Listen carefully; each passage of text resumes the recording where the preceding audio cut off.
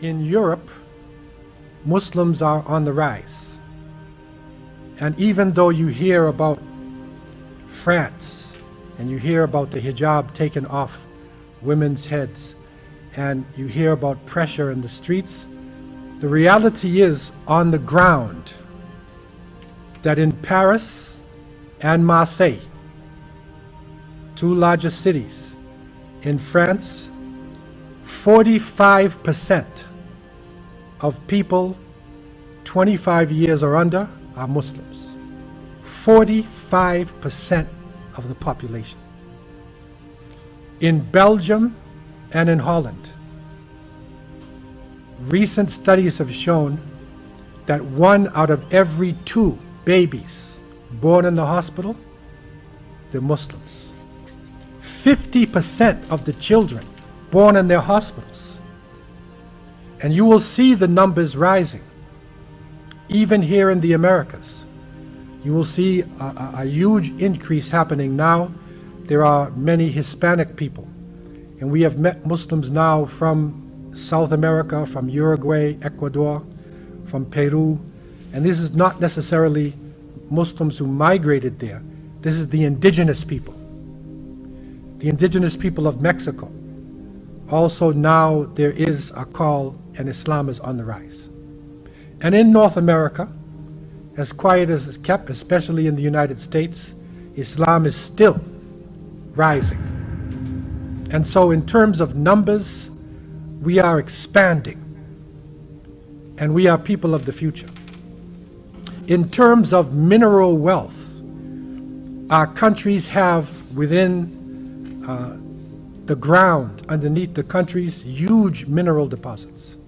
If you look under the ground, then you will see minerals, very important minerals. And I remember the struggle that went on in the Sahara, in the Great Desert, in Mali. And the French soldiers came in because of supposedly a rebellion of the Tuareg. And the Tuareg are people who, the men wear veils in the desert.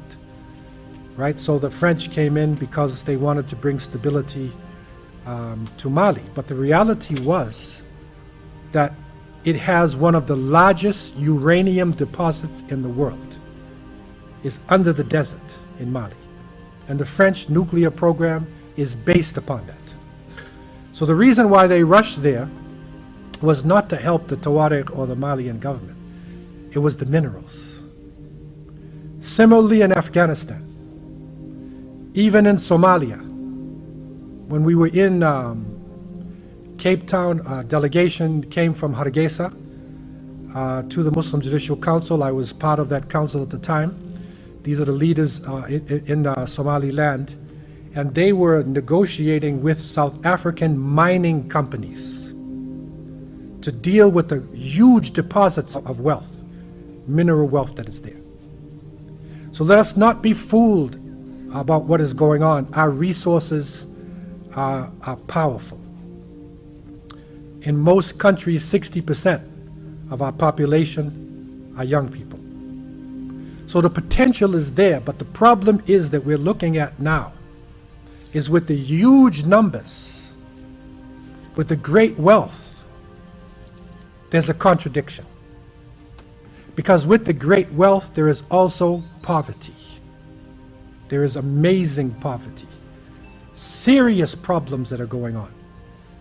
And it is mind-boggling why Muslims coming out of the so-called Middle East, out of East Africa, even West Africa, would throw themselves into the Mediterranean just to get across, to go into Europe, to a place where the people do not want them. So something is seriously wrong. And that is the issue that we are looking at. That contradiction that is going on. And we recognize that Allah subhanahu wa ta'ala has clearly told us, as we cry for change, we are crying for change. But Allah told us very clearly at Surah Al-Ra'd, Inna Allah la yughayyiru ma biqawmin hatta yughayyiru ma bi anfusihim. Allah will not change the condition of a people until they change that which is in themselves. An internal change has to come about for our dua that we are making to be answered, for our numbers to be effective. An internal change has to come about. Right? They have destroyed our leaders.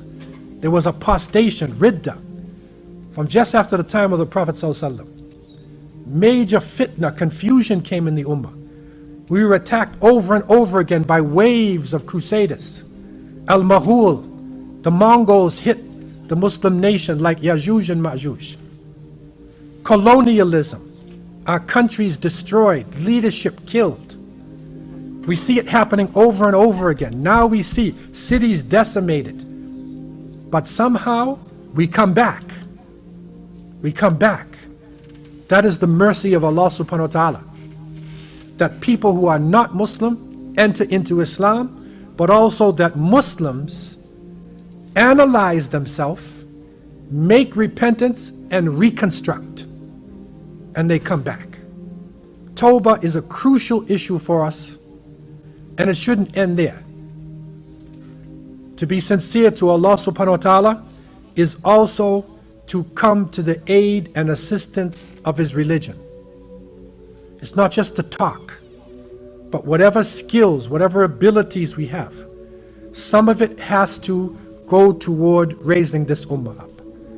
And this especially is important for Muslims living in Canada, who are living in North America, in parts of Europe where there is ease to a certain extent, where we have skills development training, that skills development training should not just be in order to get 2 houses or to have extra money, but something, we have to dedicate something in our life that we would use that skill that Allah gave us.